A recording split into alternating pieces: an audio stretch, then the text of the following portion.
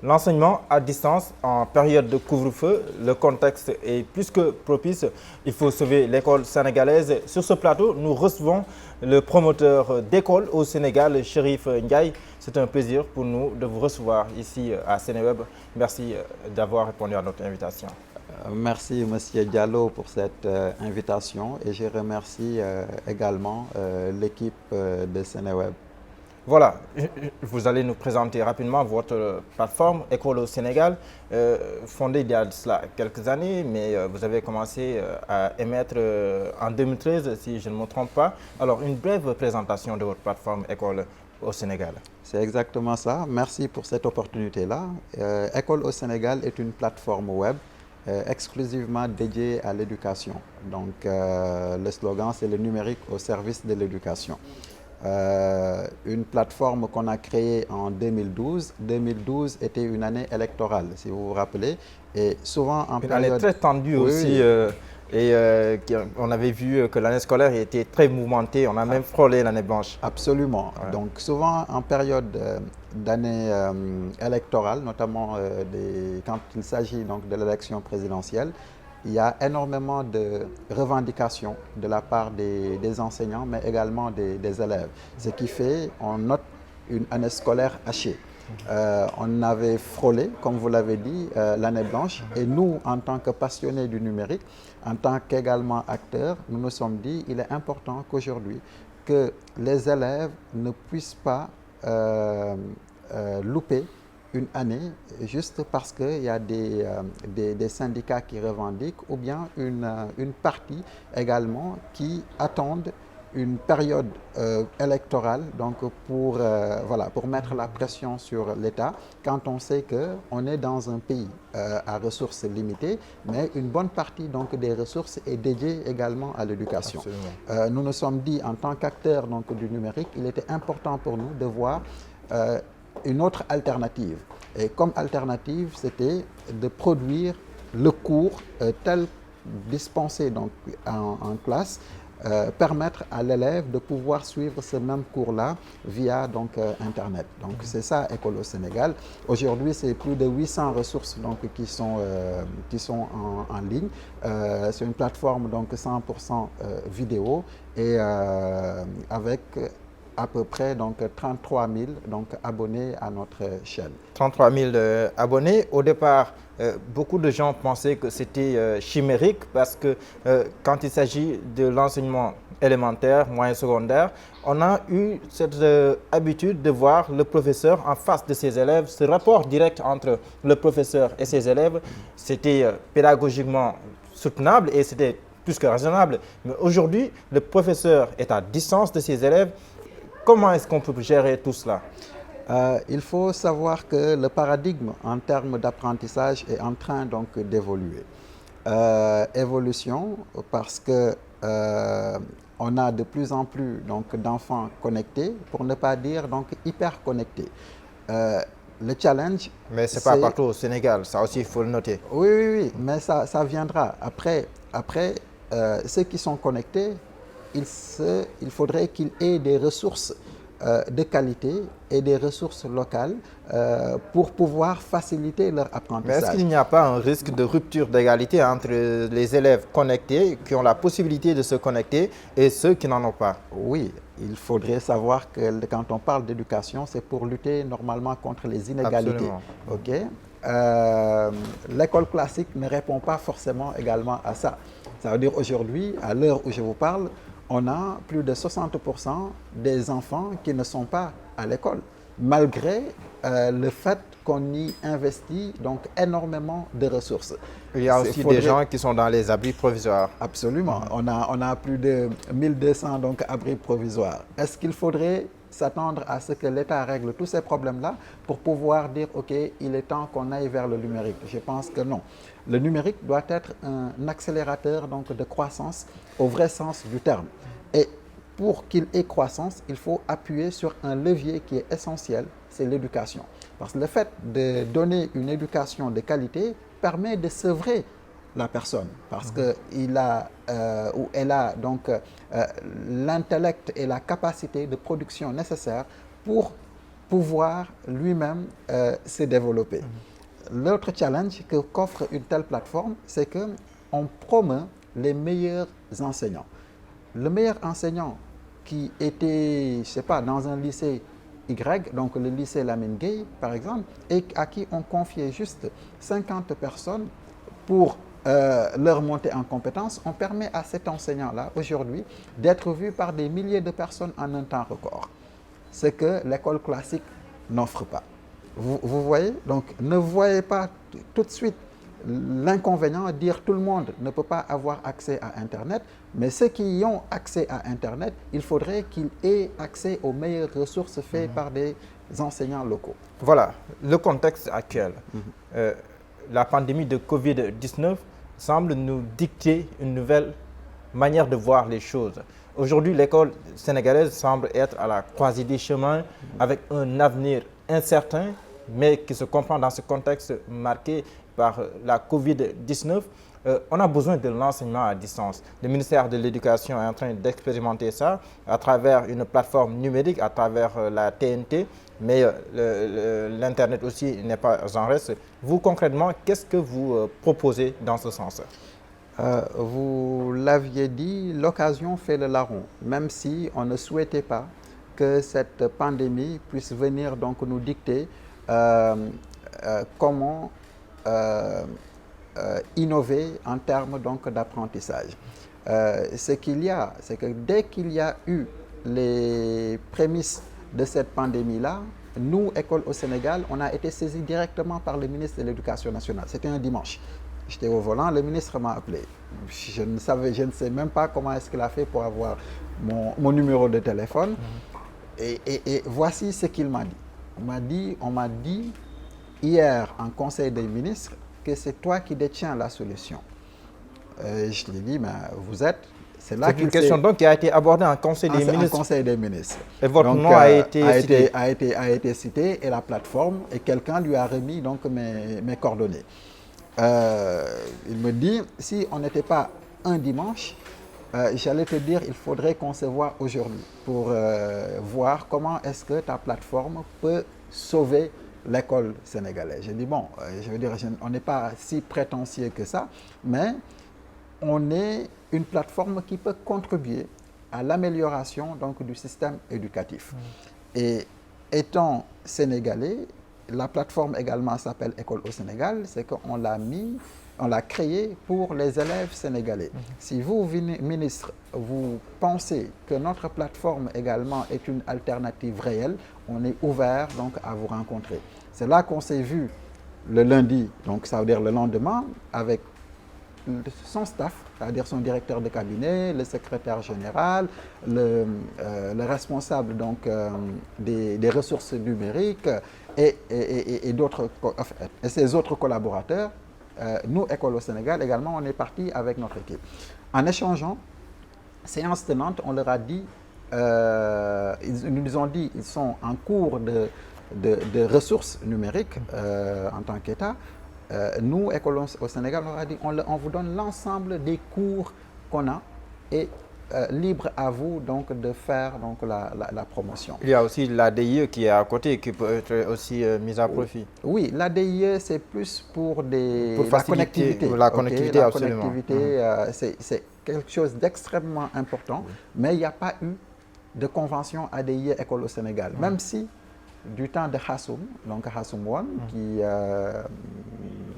je veux dire, à nos débuts, il y avait donc cette collaboration-là qui était pensée. Ça veut dire qu'il y a eu des échanges de mails entre l'ancien directeur de l'ADIE et moi-même pour voir comment est-ce qu'on pourrait effectivement digitaliser donc le donc École au Sénégal et ministère de l'Éducation nationale, vous êtes prêts à travailler ensemble pour sauver l'année? Oui, on est prêts et on a commencé à le faire. Ça veut dire qu'on n'a pas attendu la signature de la convention pour démarrer ça.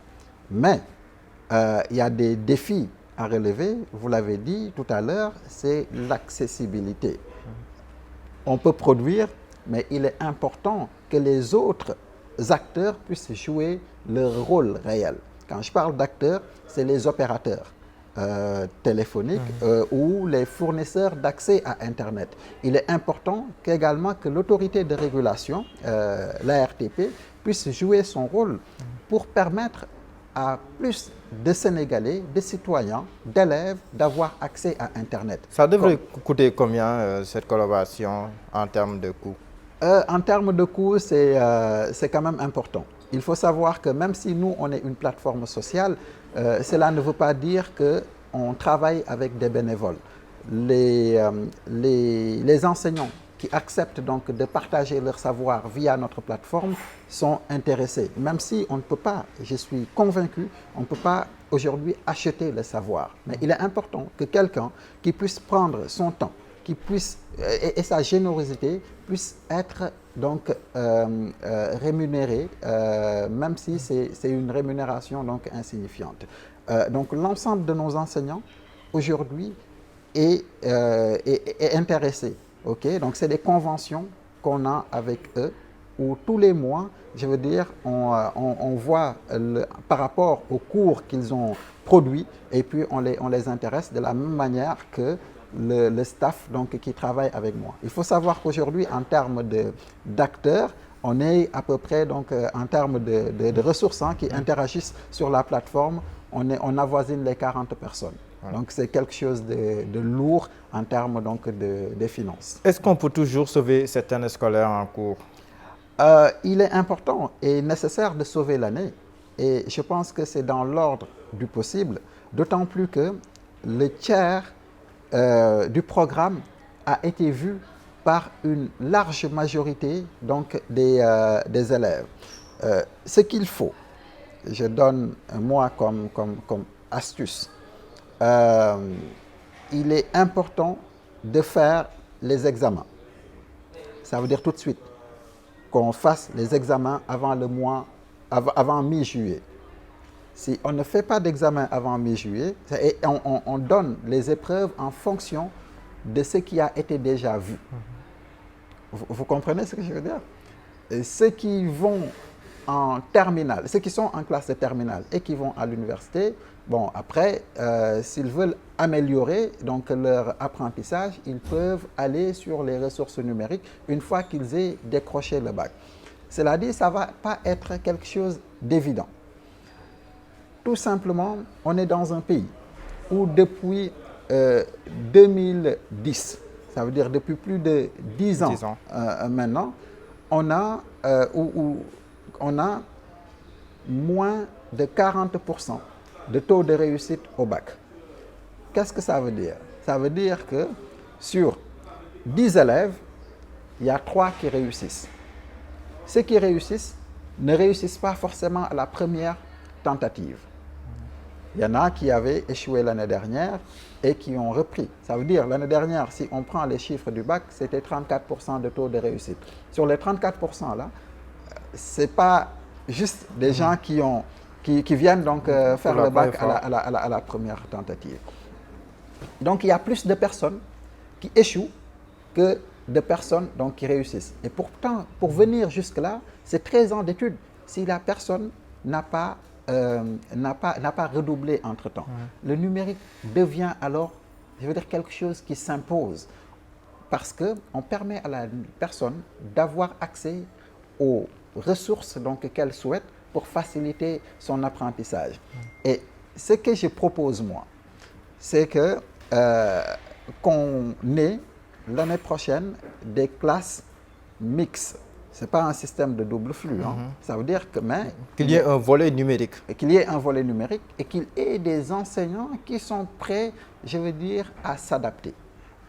C'est-à-dire l'enseignant. C'est-à-dire on parle de l'école ou de la pédagogie inversée. Ce n'est pas juste quelqu'un qui vient partager un savoir. Ce savoir-là, de la même manière que lui, il apprend sur la toile, de cette manière, l'élève qu'il encadre, je veux dire, a accès au savoir également sur la toile. Donc, il devient juste un encadreur et un facilitateur. Voilà le type d'école qu'on veut avoir. Vous dispensez quels cours? Oui, on dispense quels cours? On dispense quasiment tous les cours du système éducatif. Mais nous avons démarré par ce qui nous semblait être plus problématique. Parce que quand vous regardez la cartographie de l'école sénégalaise, aujourd'hui, on a 3 500 000 élèves, de la 6e à la terminale. Sur ces 3 500 000 là, vous avez 550 000 à peu près élèves qui sont en classe d'examen. Eux, ce qu'on leur propose, souvent, pour ceux qui parviennent à réussir donc le brevet, de fait, on les oriente vers des séries littéraires. C'est-à-dire vous avez 80% de notre cartographie qui est constituée donc de littéraires, 20% donc de scientifiques. Ces littéraires-là, également, la plupart n'est pas un vrai littéraire, parce que c'est par défaut. Vous voyez ce que je veux dire? Nous, on s'est dit, il est important qu'on puisse décomplexer, autant que faire se peut, les matières scientifiques. Pour cela, il est important de produire un contenu scientifique léger, avec des enseignants qui ont une approche pédagogique attrayant, voilà, attrayant, qui vont faire aimer les sciences. Et à l'heure actuelle, on parle des STEM, donc les sciences, technologies, donc électronique, mathématiques. C'est important que les élèves puissent être outillés sur ces matières-là. On a mis donc la priorité, nous, sur les sciences. Mais on comprend, vu qu'on a énormément de ressources, nous, en sciences, en mathématiques, en sciences physiques, en SVT, donc sciences de la vie et de la terre, ou appelé biologie et géologie, il est important qu'on ait également d'autres ressources en histoire-géographie, en langue. Toucher à toutes les couleurs de la palette, quoi, comme absolument, on dit. Voilà. Parlons maintenant de votre collaboration avec Seneweb. Ce sera le dernier point de cette interview. Pourquoi vous avez choisi Seneweb et qu'est-ce que vous attendez de cette collaboration avec le premier site d'information de l'Afrique de l'Ouest? Bon, vous l'avez dit, donc premier site d'information de l'Afrique de l'Ouest. Ce qu'on attend, c'est Seneweb qui nous a contactés. On connaît, je veux dire également, l'audience de Seneweb, mais également le sérieux. Le promoteur de ce site, c'est un ami de longue date qui connaît bien École au Sénégal, même s'il n'y a pas eu de vraie collaboration depuis. Et cette pandémie-là a fait qu'on s'est rapprochés. Et ensemble, on s'est dit qu'il est important de sauver ce qui reste de l'année. En quoi faisant? En utilisant, vous, votre portail, parce que vous avez plus d'1 500 000 donc, de visites par jour, mettre les contenus d'École au Sénégal. Donc ça va permettre, au-delà des écoliers, mais aux parents qui veulent aider leurs enfants, voilà, ne serait-ce de savoir qu'il y a un contenu qui est accessible donc, en ligne. Et qui est dédié aux élèves, à l'enseignement, à l'école sénégalaise. À l'école sénégalaise. Donc pour ça, je veux dire, on a sauté sur l'occasion pour dire qu'on ne peut pas refuser donc, un tel partenariat. J'avoue que ce n'est pas un partenariat commercial. C'est un partenariat. C'est du service public. C'est du service public. Pour ainsi dire. Que Seneweb donc, a voulu offrir aujourd'hui à École au Sénégal, et je salue donc voilà, le fait qu'il nous ait choisi comme plateforme d'apprentissage pour mettre donc nos ressources en ligne. Chérif Ndiaye, merci. Merci à vous, M. Diallo, pour cette interview. C'était un plaisir pour nous d'échanger avec vous pour parler de cette question ô combien essentielle qu'est l'éducation nationale. Comme je l'ai dit tantôt, il faut sauver cette année parce qu'une année blanche aurait des conséquences fâcheuse sur le moyen et long terme. Excellente journée. Merci.